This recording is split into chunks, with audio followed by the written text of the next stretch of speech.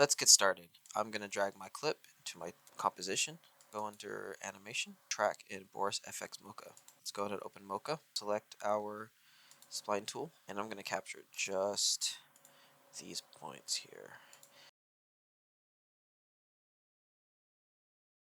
Alright, now that that's selected, I'm going to come down here to our track and make sure that the perspective is checked, and then we're going to go ahead and track forward.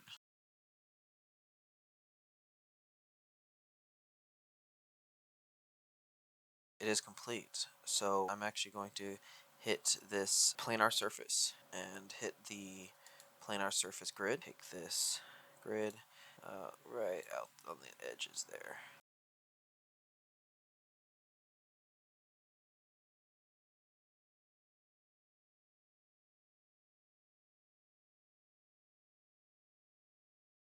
Okay, that's looking pretty good. Now we are going to actually rename this track layer, and we're going to hit save the project. We're going to go ahead and close this, and now that tracking data is now saved. Now I just imported my logo here. We're going to go ahead and create a solid, Control Y, to make it just a white solid. I'm going to bring my logo down here, select these two, put this into a new comp, do Control Shift C, screen, comp, okay, and then we're going to go back to our clip. We're going to actually open up our tracking data here, create track data from the track layer that we had created earlier. Select our export option. We're going to do corner pin with the support of motion blur. Select our screen comp for the layer export to, apply export. We've got ourselves our screen comp now attached to our screen. Pretty cool. Make sure you want to have your motion blur on with the comp so you can get that motion blur effect going. And you can tell that it's just a little too clean. So first thing we're going to want to do is actually add some noise. Okay. And we're going to zoom in here and we're going to try matching this up. I'm going to put it at 3%. No, 5%.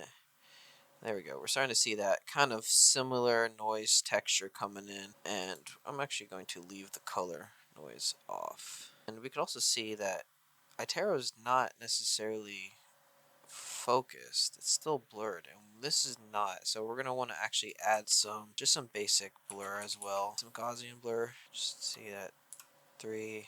And since this camera is moving, we can adjust that value to that blurriness as the screen is coming closer to us. So if we need to adjust that, we can. Another little thing I would like to add is actually just a quick, I know it's kind of a little cheat here, but if we do a drop shadow, actually kind of get this kind of fakeish look of the screen still there, and let's blur that out a little bit, maybe 10, and adjust that just ever so slightly so it's moving up.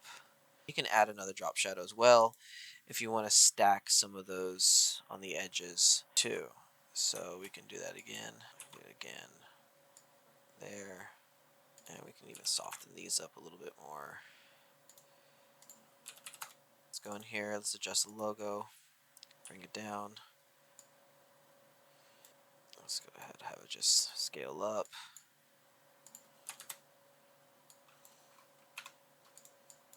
Right.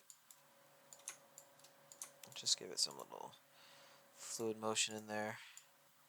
We have our screen tracked.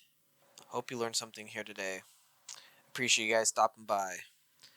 Till next time.